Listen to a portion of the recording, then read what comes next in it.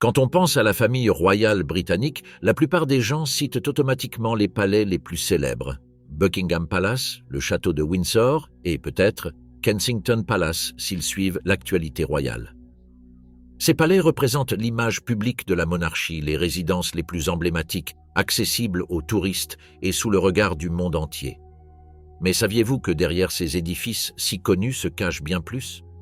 La famille Windsor ne possède pas seulement ces palais emblématiques, elle possède bien plus encore, 30 propriétés dispersées à travers tout le Royaume-Uni. Un empire immobilier englobant châteaux, manoirs et vastes étendues de terre, dont la valeur dépasse les milliards de livres. Ce que la plupart des gens ignorent, c'est que nombre de ces propriétés sont aussi dissimulées que les frais liés à leur entretien. Malgré leur valeur considérable, l'état de ces résidences demeure un mystère. Certaines appartiennent à des particuliers, mais sont entretenues par des fonds publics. D'autres appartiennent à la couronne, mais sont louées à des membres de la famille royale selon des modalités confidentielles. Ce manque de transparence concernant les finances royales soulève des questions embarrassantes, notamment dans un pays où la crise du logement touche des millions de personnes. Des doutes surgissent lorsqu'on se demande, une famille seule a-t-elle réellement besoin de plus de 30 propriétés? Pourquoi ces luxes sont-ils tenus secrets? Qui finance réellement tout cela et pourquoi les citoyens n'ont-ils pas le droit de le savoir? Si certains y voient une théorie du complot, les faits sont pourtant bien réels, même s'ils sont soigneusement dissimulés par une tradition renforcée par des siècles de propagande. La monarchie est confrontée non seulement à des problèmes d'image, mais aussi à une réalité financière qui pourrait s'avérer intenable si elle était pleinement révélée. Dans cette vidéo, nous allons découvrir l'étendue considérable de l'empire immobilier royal, en analysant des propriétés comme Château de Balmoral et Maison Sandringham. Il s'agit de bien plus que de simples résidences de luxe. Nous allons révéler ce que la famille royale préfère taire, ce qui se cache derrière la façade traditionnelle qu'elle présente au monde. Ce n'est pas seulement une question d'histoire, mais aussi d'un système de privilèges qui perdure au XXIe siècle, à une époque où la transparence et la responsabilité sont essentielles. Saviez-vous que la famille royale britannique possède de nombreuses propriétés, dont beaucoup sont tenues secrètes? Si vous souhaitez en savoir plus sur ce qui se passe réellement dans les coulisses du pouvoir, abonnez-vous à la chaîne, activez les notifications pour ne manquer aucune enquête sur ce que les grandes institutions préfèrent nous cacher. Ces secrets ne se dévoileront pas d'eux-mêmes, mais ensemble, nous pouvons les révéler. La plupart des Britanniques connaissent Sandringham House comme le lieu où la famille royale passe les fêtes de Noël. Chaque année, les médias diffusent les mêmes images. Le monarque et sa famille se rendant à l'église du village, souriant, saluant la foule et paraissant chaleureux et amicaux. Tout semble normal, une famille royale célébrant Noël de façon traditionnelle, comme n'importe quelle autre famille britannique. Mais cette image est loin de refléter toute la réalité de ce que représente véritablement Sandringham. Le secret de Sandringham House Sandringham est bien plus qu'une simple résidence de Noël. Ce domaine de 8000 hectares se situe sur la côte nord du Norfolk et son histoire est bien plus complexe qu'il n'y paraît. Acquis en 1862 par le prince de Galles, futur roi Édouard VII, le domaine est aujourd'hui estimé à environ 200 millions de livres sterling, voire plus. De plus, il ne s'agit pas seulement d'une luxueuse demeure. Sandringham est une exploitation agricole et active, un résidence royale privée et un terrain de chasse-ski génère des millions de livres chaque année. Elle incarne la richesse et les privilèges royaux tout en se présentant comme un refuge familial humble et isolé. Le Casa Sandringham Hill comprend environ 270 pièces, ce qui en fait un lieu immense à tout point de vue. Bien qu'il n'atteigne pas les dimensions de palais de Buckingham, est suffisamment vaste pour permettre une vie de luxe à l'abri des regards. Cette propriété a été constamment modifiée et modernisée pendant plus de 160 ans, reflétant l'évolution des époques et des styles, tout en préservant une atmosphère d'exclusivité réservée à la famille royale et à ses invités triés sur le volet. Ce que l'on mentionne rarement à propos de Sandringham, ce sont les coûts liés à son entretien. La propriété est privée, qui signifie qu'il ne fait pas partie des comptes de domaine de la couronne, le portefeuille de propriété géré pour le compte de la couronne. Cependant, les coûts d'entretien sont énormes. 20 000 acres nécessitent gestion à l'année. L'entretien et la sécurité constants du bâtiment, notamment lors des visites royales, représentent un coût important. Qui paie pour Sandringham? La question cruciale est la suivante. D'où provient l'argent nécessaire à l'entretien de Sandringham House et de son domaine? La réponse, comme pour de nombreux autres aspects de la monarchie, n'est pas claire. L'une des sources est Duché de Lancaster, un domaine privé qui a historiquement servi de source de revenus au monarque. Le duché de Lancaster fournit environ 24 millions de livres par an bien. Que la fortune royale soit techniquement une propriété privée, elle s'est accumulée au fil des siècles grâce au monarque. Ceci met en lumière la frontière floue entre ce qui est considéré comme privé et public en matière de patrimoine royal. La chasse à Sandringham est l'une de ses attractions les plus célèbres, notamment lors des visites de la famille royale. Tradition royale depuis plus d'un siècle, la chasse attire une élite triée sur le volet. Des personnes fortunées et influentes qui ont accès à ce loisir exclusif. Chasse aux faisans, d'autres formes de chasse ont également été pratiquées sur ces terres, et bien que les médias rendent compte de ces activités pendant les festivités, la nature exacte des invités et les sujets abordés restent inconnus. Chasses privées, elles, ne sont jamais révélées. Quels accords de haut niveau sont discutés lors de ces longues parties de chasse? La réponse demeure un mystère, jalousement gardé par la monarchie. Le secret de l'héritage et des impôts. L'une des caractéristiques les plus fascinantes de Sandringham House est la manière dont elle se transmet de monarque en monarque. La reine Élisabeth III a hérité de la propriété, il n'a pas payé un seul centime. 1 centime en impôt matière d'héritage. Une telle situation serait impensable pour un citoyen ordinaire. Au terme d'un accord de 1993, les domaines royaux, comme Sandringham, sont exonérés de droits de succession, ce qui leur permet de transmettre d'immenses fortunes d'une génération à l'autre sans les frais auxquels les autres familles britanniques seraient soumises. Cela est dû aux exonérations des droits de succession pour les propriétés de la couronne, ce qui s'étend à toutes les propriétés privées de l'Empire royal. La valeur estimée de Sandringham dépasse aujourd'hui 200 millions de livres sterling, mais il n'existe aucun document public relatant ces transferts ou déclarations. À la mort de la reine Élisabeth II et de son fils Carlos, une fois monté sur le trône, il n'a été question ni du montant des dépenses engagées pour le transfert d'un bien aussi précieux, ni de la gestion de l'héritage.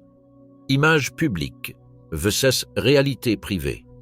Chaque année, lorsque les membres de la famille royale sont photographiés lors de leur promenade de Noël vers l'église de Sandringham, le message transmis est l'un des suivants.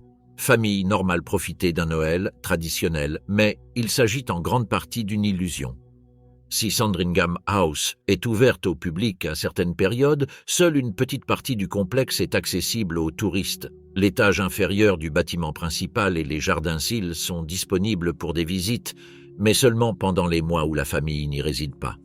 Cela soulève des questions concernant parce que une propriété chargée d'histoire et de valeur est si difficilement accessible au public. La réponse semble simple, préserver le mystère. Si le public avait pleinement accès à la propriété, il pourrait constater l'étendue réelle de la richesse et des privilèges de la famille royale. Les 260 pièces de la résidence et son impressionnant parc ont le potentiel de démanteler le récit présentant la famille royale comme une institution accessible et abordable. La famille royale, grâce à son secret, est parvenue à préserver une image publique soigneusement construite d'humilité et d'accessibilité tout en gardant secrète l'étendue réelle de son pouvoir, empire immobilier. Un récit soigneusement élaboré, mais problématique. Ce qui est en jeu ici, ce n'est pas seulement le luxe d'une famille riche, mais une structure de pouvoir qui a été préservée à travers les siècles. La propriété de Maison Sandringham, manière dont leur argent et leurs accès sont gérés, ne représente qu'une petite partie du vaste empire immobilier royal et vise à garantir que la monarchie continue de jouir de son statut sans que le public ait pleinement accès à la vérité sur sa richesse. Chaque propriété a sa propre histoire, ses propres secrets, et les questions concernant le financement, les paiements et les pratiques dissimulées sont volontairement difficiles à résoudre. La monarchie a construit son propre récit, une histoire soigneusement orchestrée autour d'une famille royale traditionnelle et accessible, mais en coulisses et en arrière-plan. Le véritable coût de ce mode de vie est un lourd fardeau, largement financé par le peuple britannique. Bien que Sandringham soit la résidence préférée de la famille royale pendant les fêtes de Noël, Château de Balmoral, c'est leur résidence d'été. Situé dans le Highlands écossaise, Balmoral est bien plus qu'un château. C'est un immense domaine. 50 000 acres, ce qui est équivalent à 78 000 carrés, une superficie plus grande que de nombreuses villes britanniques. Sa valeur est estimée à plus d'1 milliard de livres, ce qui en fait l'une des propriétés les plus chères de la famille royale, un luxe aux proportions impressionnantes. La propriété a été acquise par Leila, reine Victoria N, 1852. Cet achat, financé par des fonds privés, fut significatif non seulement par son ampleur, mais aussi par ce qu'il représentait, une affirmation du lien de la monarchie avec l'Écosse. À cette époque, Victoria et son époux, le prince héritier, prince Albert. Ils cherchaient à renforcer les liens entre la couronne et l'Écosse, et Balmoral devint le symbole de cette connexion. Le château a été remodelé dans le style baron écossais qui, bien que spectaculaire, a été conçu selon une vision politique d'appropriation culturelle. L'architecture de Balmoral, qui comprend tourelles, murs de granit et tapis à carreaux îles, s'agit d'un hommage évident aux traditions écossaises et, à l'époque, d'une tentative d'intégrer plus étroitement l'Écosse à la structure de la monarchie. Le récit public qui s'est construit autour de Balmoral est celui d'un retraite privée et relaxante. Ce lieu permet à la famille royale d'échapper à la pression londonienne et de profiter de quelques mois d'intimité, libérés des contraintes du protocole royal.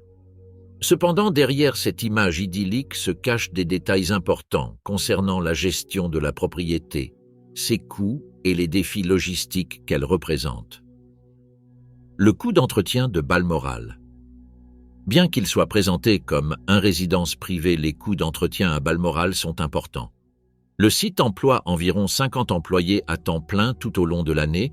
Le personnel assure l'entretien du domaine, des installations et des bâtiments. De plus, durant les mois de résidence de la famille royale, le nombre d'employés augmente considérablement en raison des mesures de sécurité strictes et des exigences liées à un événement aussi important que le séjour annuel des membres de la famille royale. L'entretien d'une propriété de cette envergure implique non seulement des travaux agricoles, mais aussi d'importants besoins en matière de sécurité et la gestion du tourisme. Bien que la propriété soit ouverte au public 3 mois par an, l'accès y est extrêmement limité. La salle de bal et les jardins ailes peuvent être visités durant les mois où la famille est absente. Les revenus générés par le tourisme et les autres activités de Balmoral, comme l'agriculture, servent à financer une partie des dépenses de la propriété. Cependant, coûts totaux, les dépenses de Balmoral n'ont jamais été détaillées publiquement et les informations financières restent opaques. On ignore si les revenus du tourisme et d'autres sources couvrent ne serait-ce qu'une partie des frais d'entretien ou si le financement provient d'autres sources, plus sombres comme le duché de Lancaster, qui sert à couvrir les propriétés privées de la monarchie. L'exclusivité de Balmoral. Balmoral est l'une des rares résidences royales où la famille bénéficie d'une intimité totale. Pendant les 8 mois qu'elle passe chaque année en Écosse, la famille royale se retire dans un territoire complètement isolé, entouré de montagnes. 50 000 acres, la campagne écossaise, les routes sont fermées, l'accès est limité et la photographie est interdite. Cette structure de confidentialité absolue, c'est un phénomène sans précédent au Royaume-Uni et c'est devenu l'un des atouts les plus marquants de Balmoral. La question de la vie privée soulève plusieurs interrogations, alors que la famille royale affirme que tout est confidentiel, sécurité et détente. En réalité, une propriété de cette taille n'est pas simplement un lieu de repos. Balmoral a également une vocation politique. Bien que rarement évoquée publiquement, la présence constante de la famille royale en Écosse renforce les liens entre l'Écosse et le reste du Royaume-Uni, ce qui est crucial dans un contexte où les tensions liées à l'indépendance écossaise constituent toujours une préoccupation latente. Pourquoi Balmoral reste-t-il un lieu si secret ? Le fait que Balmoral reste presque entièrement fermé au public pendant la majeure partie de l'année est dû en grande partie à considérations politiques et la nécessité de maintenir un contrôle absolu sur l'image de la famille royale. Mettre en évidence l'immensité de la propriété et les coûts liés à son entretien pourrait amener les citoyens britanniques à s'interroger sur la nécessité de conserver une telle résidence privée, notamment dans le contexte d'une crise du logement où des millions de personnes peinent à trouver un logement convenable. L'immense étendue de terrain de Balmoral, dépassant 50 000 acres, n'est pas seulement l'une des plus grandes propriétés privées de la famille royale, mais aussi un outil pour maintenir le contrôle sur une partie cruciale de l'Écosse, surtout à une époque où la question de l'indépendance de l'Écosse fait l'objet de débats constants. Balmoral et l'héritage royal, une question de succession. L'histoire de Balmoral est profondément liée à succession royale à la mort de la reine Élisabeth II en 2022. Balmoral a été transmis à son fils, le prince héritier. Le roi Charles III, cependant, l'avenir de la propriété semble incertain. La reine Victoria. Il considérait Balmoral comme sa véritable demeure et s'identifiait étroitement au château. Carlos. Il n'éprouve pas le même attachement sentimental à Balmoral. En fait, il a même manifesté une préférence pour Burghall, une propriété plus petite située dans le domaine de Balmoral, qui pourrait devenir leur lieu de résidence privilégié à l'avenir. Malgré cela, Charles III ne peut pas vendre Balmoral parce que cela serait politiquement désastreux. L'impact médiatique et la crise d'image potentielle résultant de la vente d'une propriété si symbolique pour la famille royale seraient considérables. Balmoral restera au sein de la famille royale pour des raisons liées à l'héritage du système, mais les coûts de son entretien et les questions relatives à sa nécessité restent délicats et difficiles à résoudre. L'affaire du Fort Belvedere, une propriété oubliée, juste 7 miles près du château de Windsor, se trouve une propriété que la famille royale affectionne particulièrement. Oubliée, Fort Belvedere. Une construction de 1750 qui était l'endroit où Édouard VIII a signé son abdication en 1936. Après qu'Édouard VIII eut abdiqué du trône en raison de son amour interdit avec Wallis Simpson Fort. Belvedere est resté vide depuis près de 20 ans. En 1955, la propriété fut louée à la famille West, un riche clan canadien, mais les termes de ce bail n'ont jamais été rendus publics. Ce que l'on sait, c'est que cette propriété, qui était autrefois un symbole de l'un des plus grands scandales constitutionnels dans l'histoire britannique, s'est désormais pratiquement manquant de la mémoire collective. Les détails de son bail, qui paie, combien n'est payé ou quel type de contrat existe, restent inconnus, des secrets bien gardés par la couronne. Frogmore Cottage, la récente controverse. Et puis il y a Frogmore Cottage, propriété dans le domaine de Windsor qui devint un récent scandale publié en raison des réformes mises en œuvre en 2019.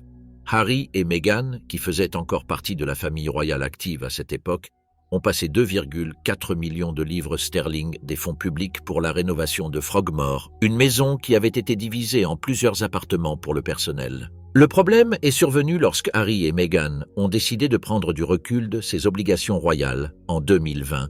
Elle a déménagé en Californie et a quitté la propriété vide bien qu'Harry ait remboursé l'argent dépensé pour la rénovation. Les coûts liés à la sécurité, à l'entretien et aux rénovations n'ont pas été précisés, jamais. Après le départ du couple du Royaume-Uni, la propriété a été attribuée à Eugénie toutefois. Le manque de transparence concernant les conditions du bail et l'utilisation du bien reste un point de discorde.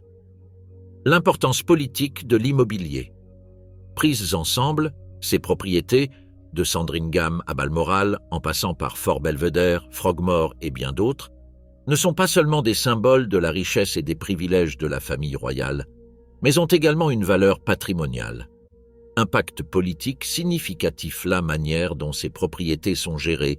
Le manque de transparence concernant les coûts et la fraude fiscale sur les successions alimentent un débat constant sur justice socialit lela, légitimité du maintien de telles propriétés entre les mains d'une seule famille, surtout lorsque le pays est confronté à de graves problèmes de logement, d'inégalité sociale et à un manque de ressources pour les services publics essentiels tels que NHS. Lorsqu'on analyse les propriétés royales, on oublie souvent que la famille Windsor possède une vaste collection de propriétés privées qui vont au-delà du célèbre palais royal. Bien que les propriétés de palais de Buckingham et château de Windsor Hill sont connues, il y a plus de 30 propriétés sous le contrôle de la monarchie, dont beaucoup ne sont pas répertoriées dans les registres publics ni dans les rapports financiers annuels du palais.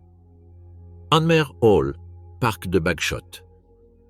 D'autres lieux moins visibles illustrent parfaitement comment la monarchie a entretenu un réseau de propriétés qui échappent au contrôle public, soulevant des questions quant au coût, au financement et à la justification de leur existence dans un Royaume-Uni de plus en plus marqué par inégalité sociale. Anmer Hall, un refuge privé pour la famille royale moderne. Parmi les propriétés moins connues de la monarchie, Anne-Mère Hallel se distingue comme une résidence privée de le Prince William et Kate Middleton située dans le domaine de Sandringham-C, bâtiment de style géorgien, a été offert au couple par la reine Élisabeth II après leur mariage en 2011. Bien qu'il s'agisse d'une propriété privée, Anne-Mère Hall est située au sein d'un vaste domaine qui a été modifié et restauré en utilisant des fonds provenant du duché de Cornouailles, une entité chargée de financer les propriétés et les dépenses du prince de Galles. Cependant, le manque de transparence concernant coûts de renouvellement, la question de la propriété, a suscité des inquiétudes. Les réformes de Anne-Mère Hallel étaient assez importantes et le coût total estimé se situait entre 1 500 000 et 3 millions de livres, une figure qui fut absorbée par le duché de Cornouaillès qui soulève des doutes sur qui devrait prendre en charge les coûts, bien que la monarchie ait justifié ces réformes comme faisant partie de son rôle de préservation du patrimoine royal. Aucun détail n'est rendu public sur la gestion des comptes, le coût réel des rénovations, ni sur la justification de ces dépenses dans un pays confronté à une crise économique majeure, crise du logement et bas salaires pour beaucoup de gens. Le cas de Anne-Mère Hall met également en lumière le fait que les membres de la famille royale profitent de propriétés non seulement à l'abri des regards, mais qui possèdent également mesures de sécurité étendues qui comprennent l'esprésence de personnel privé et des services de protection qui ne sont pas accessibles aux citoyens ordinaires. L'intimité et l'exclusivité de ce lieu de retraite font partie d'une image soigneusement cultivée, mais on ne sait pas exactement comment les réformes et les dépenses associées s'accordent avec les promesses de modernisation et transparence fabriquées par la famille royale ces dernières années. Bagshot Park, propriété de 57 chambres du prince Edward. Une autre propriété moins connue, mais tout aussi fascinante, est Parc de Bagshot, la résidence de Prince Edward et sa famille. Ce manoir de 57 chambres, situé à Surrey, est situé sur les terres de domaine de la couronne qui appartiennent techniquement au peuple britannique, mais loué à des membres de la famille royale. Édouard, le frère cadet de le roi Charles III, a commencé son bail en 1999, payé une somme étonnamment basse pour une propriété aussi grande. 5 millions de livres sterling pour un contrat de 150 ans. Cette transaction semble avantageuse compte tenu de la valeur actuelle du bien, mais le mystère qui entoure, conditions de location, cela reste une tache sombre dans les finances de la monarchie. Bien qu'étant une propriété de domaine de la couronne, le bail privé du parc Bagshot n'a pas été entièrement transparent. Qui prend en charge l'entretien de cette demeure? Le compte public Seal ne détaille jamais ses dépenses. Le palais a expliqué que Prince Edward est responsable des coûts internes d'entretien et de renouvellement. Mais les détails précis de ces accords financiers ne sont pas disponibles, ce qui alimente les doutes quant à leur origine, arrangements privés entre la famille royale et le domaine de la couronne. De plus, cette propriété sert non seulement de résidence privée, mais abrite également le centre de production médiatique. C'est Edward qui gère ça, ce qui complique encore davantage la transparence des dépenses. C'est un exemple clair de la façon dont la famille royale utilise ses propriétés non seulement comme résidence, mais aussi pour des activités commerciales privées qui génèrent des revenus, ce qui soulève des questions sur les justifications des coûts et de l'utilisation des fonds publics. L'affaire du prince Andrew et de Royal Lodge, le duché de Lancaster, la richesse privée du monarque. Le duché de Lancaster est l'un des principales sources de revenus privés pour la monarchie britannique, qui fournit le monarque actuel, dans ce cas Charles III, un revenu annuel constitutif. Bien que le duché soit considéré comme privé, il est important de noter que sa richesse s'est accumulée au fil des siècles grâce à position réelle de leur monarque. Le duché de Lancaster possède des propriétés dans tout le pays. Angleterre y compris les terres agricoles, les propriétés urbaines et les vastes étendues de terres comprenant des forêts, des champs et propriétés urbaines de luxe. La valeur des propriétés du duché est calculée en plus de 500 millions de livres et sa capacité à générer des revenus est stupéfiante. Selon le dernier rapport disponible, le duché de Lancaster aurait généré environ 20 millions de livres par an qui servent à financer les activités privées du monarque. Cependant, l'un des plus importants controversés du duché est le manque de transparence concernant la manière dont ces fonds sont distribués et les dépenses associées. Le duché finance non seulement entretien des propriétés privées comme en Sandringham et Balmoral, mais aussi les frais de sécurité, de personnel et autres coûts d'exploitation non détaillés publiquement. De plus, le duché de Lancaster, contrairement aux autres propriétés de l'État, n'est pas soumis à une taxe foncière, audit public régulier, ce qui laisse la porte ouverte à l'opacité quant à la manière dont leurs revenus colossaux sont distribués. L'une des questions les plus délicates qui se posent concernant le duché de Lancaster est là. Question de savoir si la famille royale devrait réellement avoir accès à ces fonds privés, surtout si l'on considère que les revenus du duché proviennent de terres initialement acquises par le pouvoir royal, bien que le duché se présente comme une propriété privée non soumise aux exigences du public. Son lien avec le pouvoir royal historique suscite de nombreuses interrogations. La question de savoir s'il est véritablement approprié qu'un chef d'État reçoive une allocation annuelle substantielle de ses fonds privés. Le duché de Cornouailles, la source de revenus privés du prince de Galles.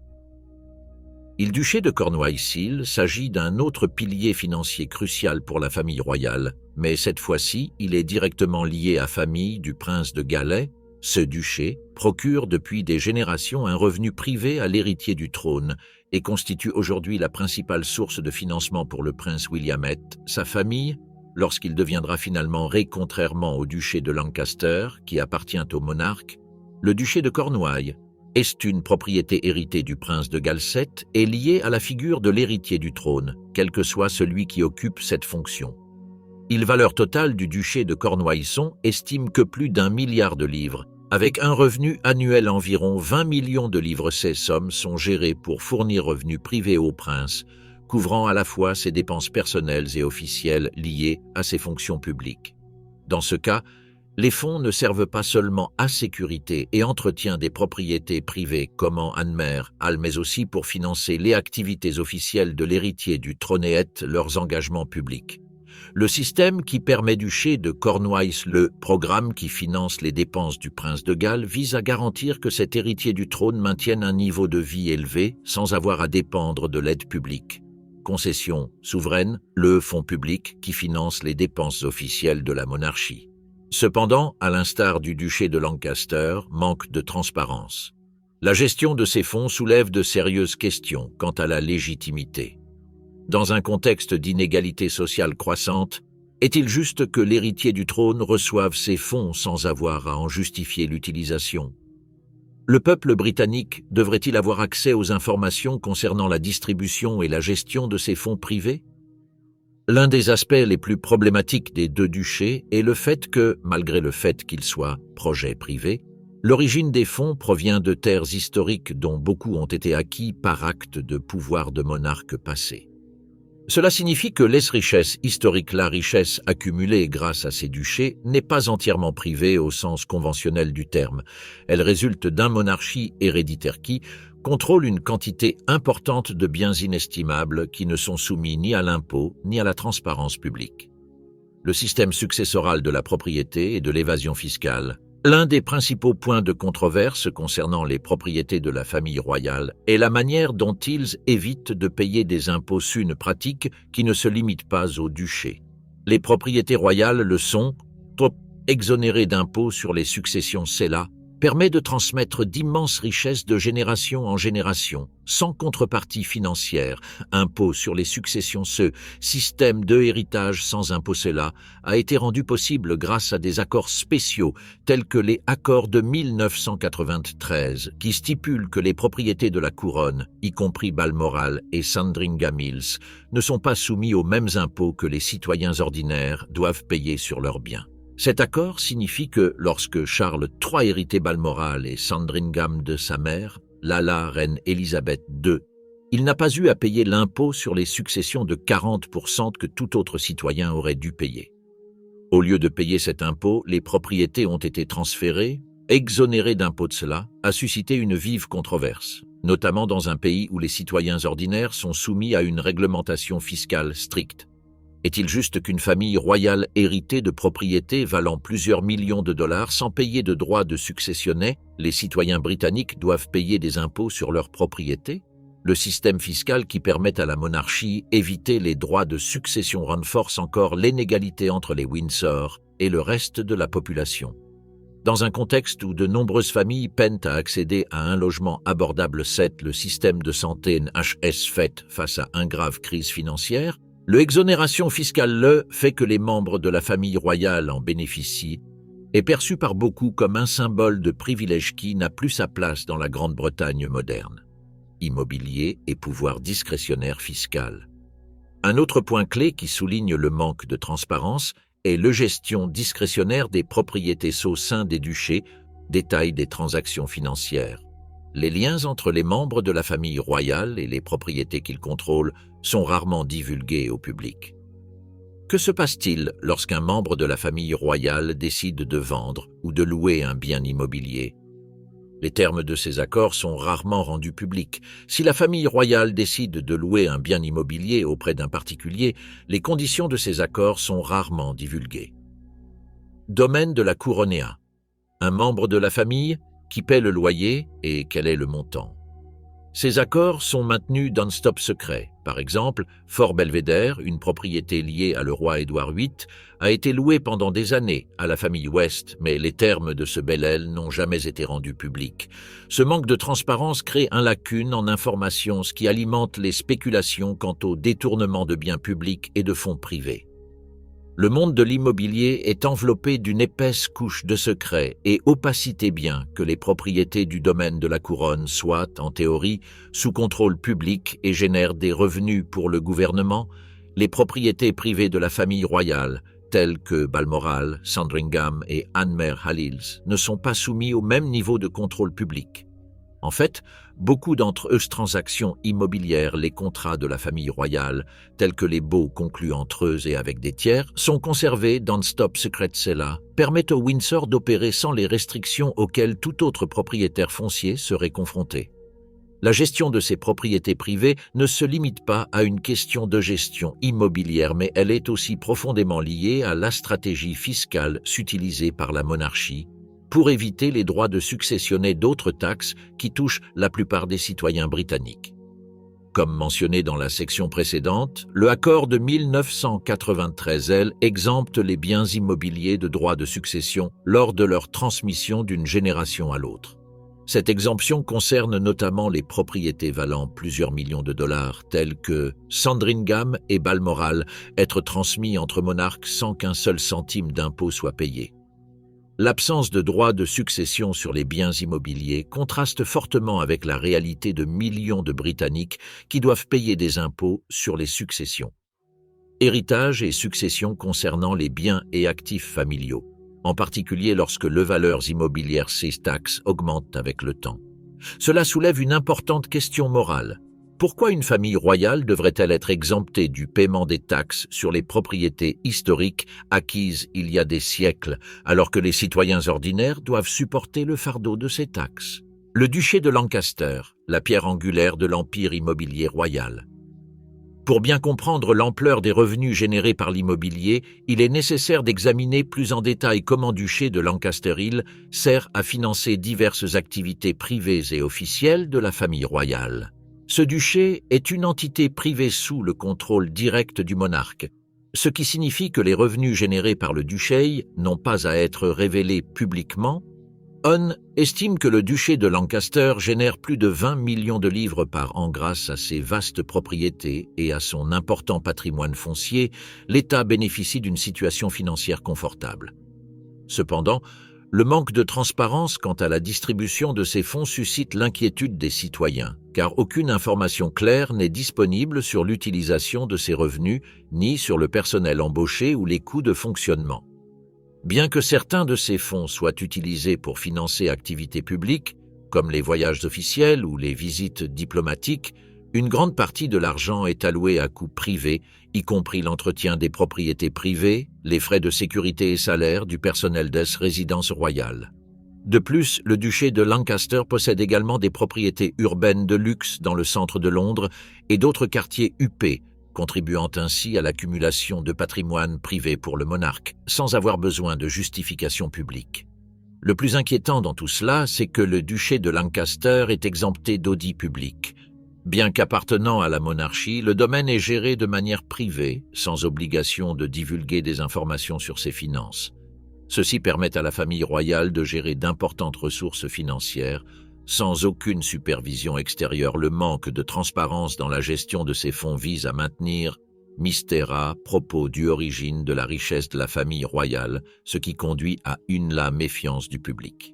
Inégalité fiscale, les privilèges héréditaires de la monarchie. L'un des aspects les plus critiques de la structure des biens immobiliers est la manière dont privilèges héréditaires permettent aux membres de la famille royale d'accumuler la richesse sans payer d'impôts effectivement.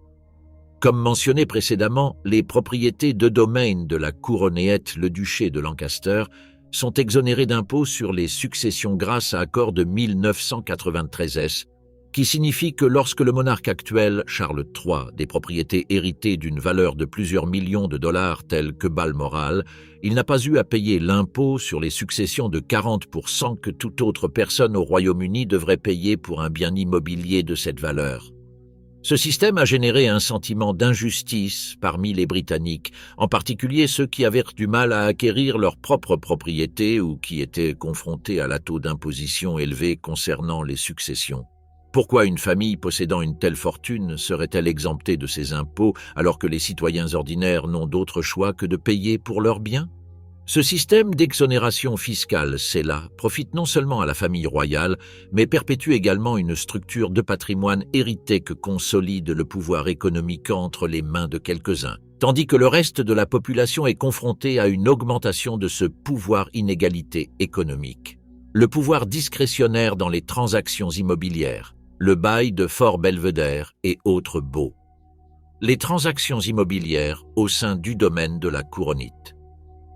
Autre propriété de la famille royale constitue un domaine dans lequel manque de transparence, c'est encore plus évident. Un exemple clair en est Fort Belvedere, une propriété à Grand Parc de Windsor qui était louée à la famille West en 1955. Bien que la propriété soit liée à une période d'histoire importante, puisque c'était l'endroit où Édouard VIII a signé son abdication, les termes du bail n'ont jamais été rendus publics. De fait, le bail de Fort Belvedere est toujours en vigueur. Secréter des détails sur le montant versé par la famille West ou sur la manière dont les propriétés liées à celle-ci monarchiale restent un mystère. Ce manque de transparence s'étend à de nombreuses autres propriétés au sein de domaines de la couronne. Lorsque les membres de la famille royale signent des accords bail privés ou quand propriété à vendre, le terme de ces accords.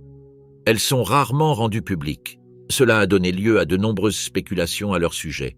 Abusèrent de biens publics et de la manière dont la famille royale maintient le contrôle d'un vaste empire immobilier sans fournir de détails clairs sur les transactions qu'elle effectue. Le manque de clarté dans les transactions immobilières dans un environnement réel permet aux membres de la famille de profiter d'inconfidentialité absolue qui non seulement alimente méfiance du public mais soulève également des questions quant à savoir si accords privés, les relations entre la famille royale et les locataires ou acheteurs de propriétés sont conçus pour dissimuler la véritable valeur de ces propriétés et éviter les impôts ou être tenus responsables au public. La réalité de la propriété privée et ses coûts cachés.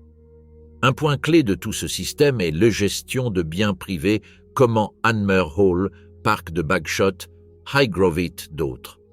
Bien que ces lieux soient présentés comme étant abris privés, là où les membres de la famille royale peuvent mener une vie normale, ce qui est réellement caché, c'est le véritable coût de garder et protéger ces propriétés.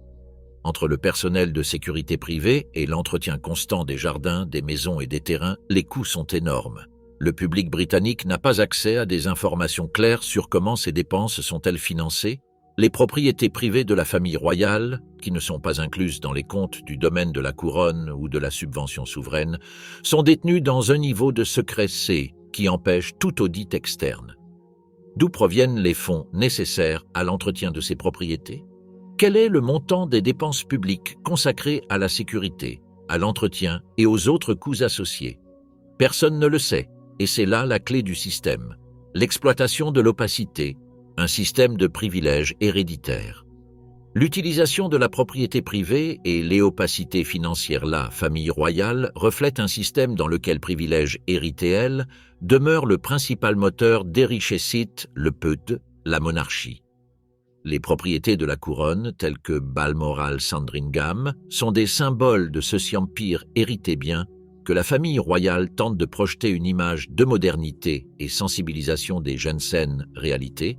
Le système de propriété de la monarchie est conçu pour maintenir un contrôle absolu sur une richesse colossale sans fournir de détails clairs sur sa gestion, la provenance des fonds ou la distribution des bénéfices.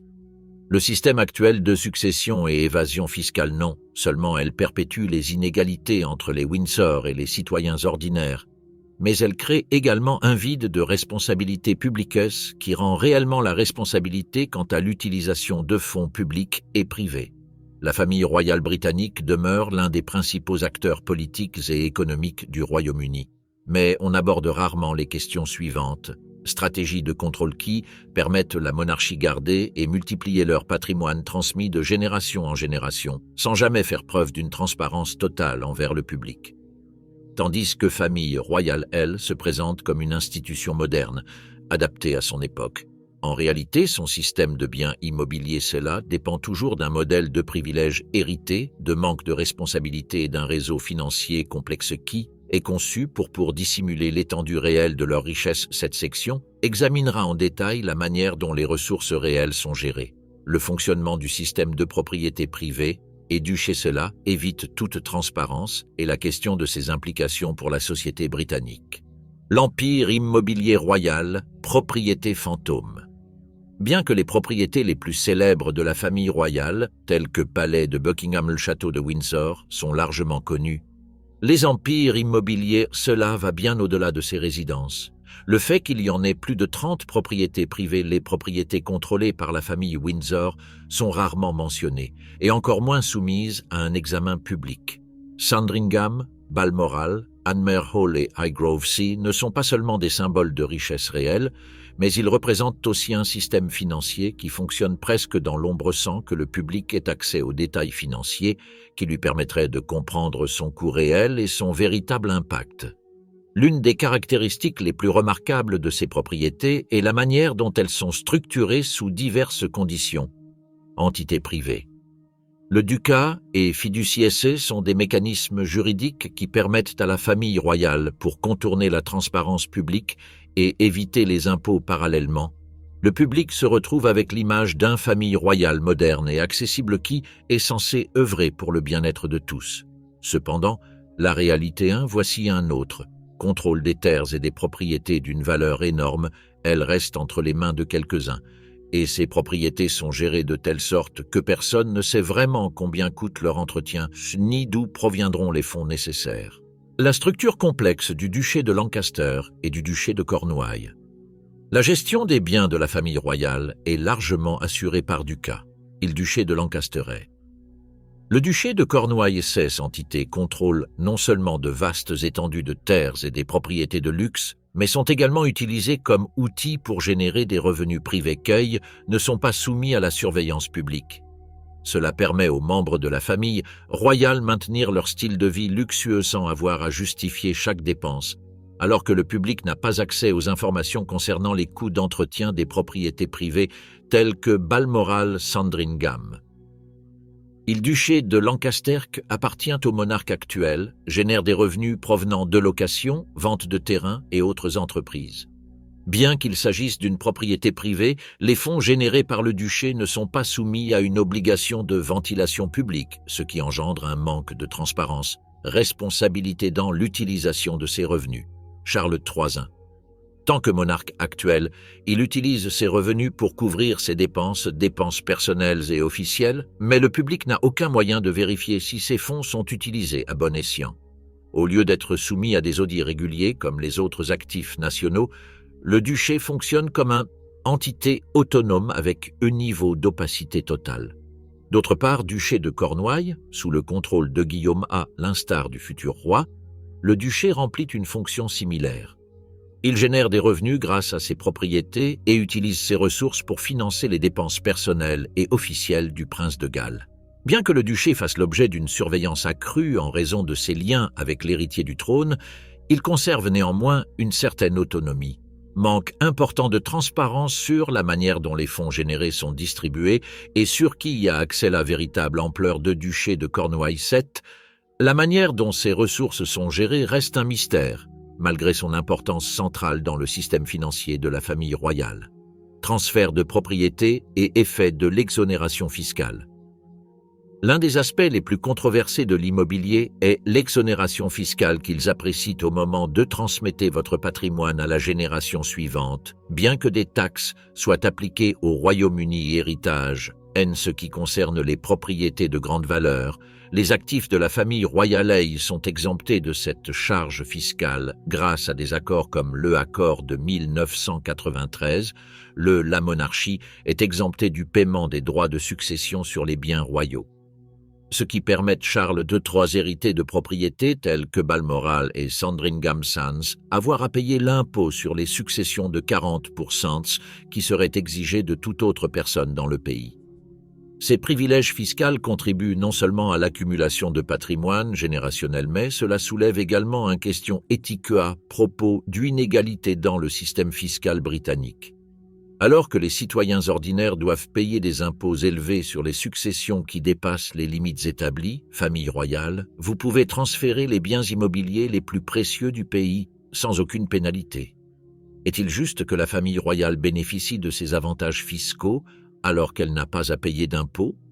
Que des millions de Britanniques peinent à acquérir un bien immobilier ou à payer des impôts sur leurs actifs? Le manque de transparence concernant la gestion des transferts de propriété entre les membres de la famille royale renforce l'idée que le système est conçu pour protéger et préserver le patrimoine. Patrimoine hérité au fil des siècles, sans obligation de rendre des comptes au public, ni processus transparent permettant aux citoyens de comprendre coûts réels pour maintenir ce système. La véritable stratégie de protection de la vie privée, préserver son image publique. Une partie de la stratégie utilisée par la famille royale pour maintenir son patrimoine privé est la création d'une image publique soigneusement gérée. Chaque fois que les médias montrent des photos de la famille royale dans Sandringham, le Balmoral, le récit présenté au public est celui d'une famille normale qui apprécie fêtes et célébrations familiales dans des propriétés très éloignées de tout contrôle. Récit publicile est conçu pour créer un sentiment de proximité et d'accessibilité tout, en dissimulant l'ampleur de son empire immobilier. La stratégie de maintien du propriété privée fermées au public et limiter l'accès ciblé seulement certaines zones est un moyen de contrôler la perception du public, une photo soigneusement sélectionnée, est. Ces visites limitées dans les propriétés permettent à la famille royale de préserver son image de modestie et tradition tout en dissimulant le fait qu'il contrôle certaines des propriétés les plus vastes et les plus précieuses du pays. Balmoral et Sandringham Hills ne sont pas entièrement ouverts au public, ce qui signifie que les Britanniques n'ont jamais pleinement accès à la réalité de ces propriétés et à l'âle frais lié à son entretien. L'impact social et politique de l'accumulation de biens. Dans un pays où le crise du logement devient de plus en plus grave qu'une famille royale contrôlait plus de 30 propriétés, beaucoup d'entre eux dans zones exclusives et de grande valeur, cela suscite de nombreux débats sociaux. Le contraste entre les richesses et privilège la situation de la famille royale et le sort de millions de citoyens britanniques confrontés à de longues listes d'attente pour un logement abordable ou peinant à payer leur loyer, deviennent de plus en plus intenables. Alors que les inégalités de richesse continuent de se creuser, système de propriété privée réel devient un symbole d'inégalité. Le manque de transparence concernant la gestion des propriétés de la famille royale a également des conséquences politiques. Comme l'exonération fiscale, le transfert de propriété exonérée d'impôts, le pratique d'opacité financière sont gardés secrets, laisse la méfiance du public, le soutien à la monarchie est en hausse. L'idée que la famille royale puisse maintenir son empire immobilier sans avoir à rendre de comptes tandis que le peuple britannique lutte contre crise du logement et l'inégalité sociale, est un sujet qui pourrait saper encore davantage la légitimité de la monarchie à l'avenir. Conclusion, l'avenir du système immobilier. Le système de propriété privée aide. La famille royale est conçue pour préserver privilèges hérités et contrôle économique de la monarchie. Par le biais de mécanismes tels que le duché de Lancaster, le duché de Cornouailles-le-Beau privé la famille royale a réussi à bâtir un empire immobilier sans avoir à affronter les difficultés, transparence ou aux réglementations fiscales qui régissent les citoyens ordinaires. En tant que système d'exonération fiscale, le confidentialité des propriétés, elles, reste intacte. Les questions concernant justice sociale et légitimité, ces privilèges continueront de se développer. L'avenir de monarchies britanniques, cela pourrait dépendre de leur capacité à répondre aux inégalités structurelles et améliorer la transparence financière. À un moment où le Royaume-Uni est confronté à défis économiques majeurs, le besoin de réformer le système est veillé à ce que l'immobilier ne reste pas un symbole de privilège, hérité pourrait devenir une question d'importance politique et sociale cruciale. Le système d'immobilier, le pouvoir de la famille Windsor, ne se résume pas au luxe et à la richesse. Il englobe le pouvoir, le contrôle et la capacité d'agir à l'abri des regards.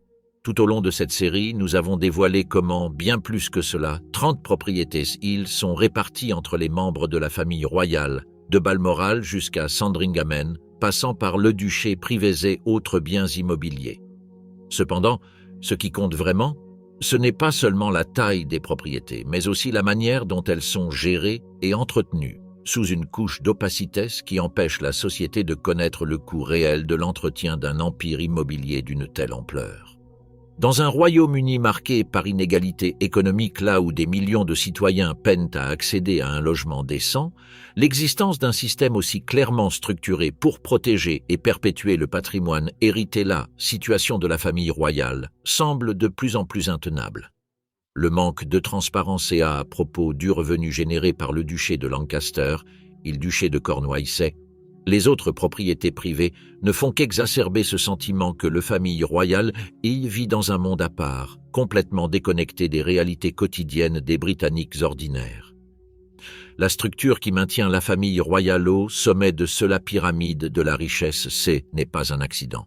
Chaque propriété, chaque parcelle de terrain, chaque accord privé est soigneusement conçu pour perpétuer le contrôle et l'exclusivité. L'exonération fiscale de l'héritage, le secret dans les transactions immobilières et la confidentialité dans la gestion des fonds. Ces exemples montrent comment la monarchie britannique a réussi à échapper à toute responsabilité malgré un financement largement assuré par des fonds publics. L'avenir de la monarchie dans un contexte de transparence. Dans un monde moderne où la transparence financière, alors que la transparence et l'obligation de rendre des comptes sont de plus en plus exigées des institutions publiques et privées, la monarchie britannique continue de fonctionner en grande partie en dehors du cadre des règles qui régissent tous les autres citoyens. L'accès limité du public à l'étendue et au coût réel des propriétés royales crée un fossé alarmant entre la famille royale et le peuple. Tandis que les Britanniques sont tenus responsables de chaque livre sterling dépensé, la monarchie bénéficie d'un système conçu pour dissimuler vos finances, ce qui génère non seulement méfiance mais aussi une croissance troubles sociaux.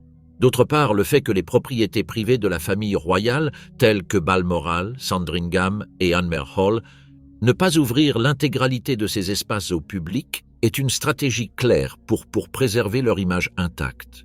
Le récit public, l'image d'une famille royale accessible et proche de son peuple s'effondre lorsqu'on analyse l'étendue réelle de ses propriétés et l'ampleur de ses ressources. Grandes disparités économiques sont élargies, la justification de tant de richesses concentrées entre les mains de quelques-uns, son maintien devient plus difficile. Il est indéniable que la monarchie a joué un rôle important dans l'histoire du Royaume-Uni, mais son modèle d'opacité. Elle n'a pas sa place dans une société moderne qui exige transparence et responsabilité. Si la famille royale souhaite continuer d'exister en tant qu'institution pertinente et respectée, il sera crucial qu'elle s'attaque à ces problèmes, grandes questions, ouvertement. La réforme, c'est inévitable, et la transparence financière sera un premier pas vers une monarchie plus en phase avec les réalités du peuple britannique. Le changement nécessaire, un avenir avec moins de biens immobiliers? La famille royale est à la croisée des chemins. Des propriétés qui sont actuellement des symboles de pouvoir et de richesse, tels que châteaux de Windsor et palais de Buckingham Hill, ne représentent qu'une partie d'un système plus vaste qui inclut des biens provenant de milliards de livres propriétés cachées et de revenus privés générés par des structures opaques. Si certains estiment que ces propriétés devraient rester au sein de la famille royale pour des raisons historiques, la question inévitable est: combien de temps une institution peut-elle s'appuyer sur des privilèges hérités sans remettre en question le bien-être de sa société? Il est probable que l'avenir de la monarchie dépend d'une adaptation radicale aux attentes contemporaines. La transparence est essentielle pour réduire les tensions croissantes entre la famille royale et le public. Réduisez le nombre de propriétés sous son contrôle et ouvrir un accès public plus large. Le transfert de la monarchie vers des résidences royales pourrait constituer un pas vers une plus grande acceptation de la monarchie. Cependant, ce changement ne sera pas facile car traditions royales celles sont profondément enracinées et le poids de siècles d'accumulation de richesses sera difficile à défaire. Ce qui est clair, c'est que le modèle actuel ne peut durer sans une réforme profonde. Les contrastes entre les richesses de la famille royale et les difficultés du peuple britannique deviennent de plus en plus non durables. La monarchie doit être modernisée pour répondre aux normes de transparence et de justice exigées par le peuple. Les propriétés de la famille royale ne devraient plus être le reflet d'un système de privilèges hérités. Il est temps de moderniser le système. Et le fait que la monarchie soit un symbole de transparence, responsabilité et service à la nation. L'opportunité du changement. C'est un moment crucial pour la monarchie britannique. Au lieu de s'accrocher à un système fondé sur l'héritage et le secret, il est temps pour la famille royale de réfléchir à son rôle dans la société actuelle et s'engager à être plus transparente quant à la gestion de son patrimoine et de ses biens. L'opacité qui caractérise la monarchie depuis des siècles doit être remplacée par une véritable transparence. Cela permettra aux Britanniques de comprendre comment sont gérés les biens immobiliers et les fonds publics qui contribuent au financement de ces résidences. Cela contribuera non seulement à restaurer la confiance du public, mais marquera également le début d'une nouvelle ère pour la monarchie, plus en phase avec les valeurs d'un monde démocratique et moderne. Si cette analyse de la famille royale, de ses propriétés et du manque de transparence qui perdure vous a intéressé, nous vous invitons à vous abonner à la chaîne pour rester informés, des recherches et analyses futures sur le pouvoir, les institutions et ce qui se passe à huis clos. S'abonne, activez les notifications pour recevoir toutes nos actualités. L'information ne se révèle pas d'elle-même et grâce à votre soutien, nous pourrons continuer à explorer les histoires qui comptent vraiment.